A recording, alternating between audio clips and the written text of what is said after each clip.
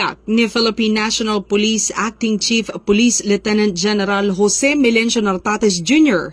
ang puspusang paghahanda ng kapulisan para sa nalalapit na Bangsamoro Autonomous Region in Muslim Mindanao parliamentary elections sa darating na ika-13 ng Oktubre 2025. Sa isang ambush interview matapos ang kanyang unang command conference bilang pinuno ng PNP, sinabi ni Police Lieutenant General Nartates na kabilang sa mga naging pangunahing paksa ang seguridad ng nasabing halalan.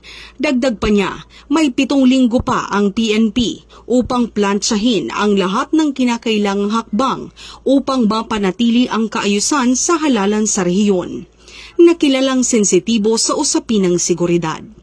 Kasama sa tinalakay sa pulong ang pagtutok sa mga emerging challenges sa mga lalawigan, lalo na sa BARM, at ang mahigpit na koordinasyon ng mga lokal na opisyal ng pulisya sa mga regional command upang mapanatili ang katahimikan, patas na eleksyon at kaligtasan ng publiko.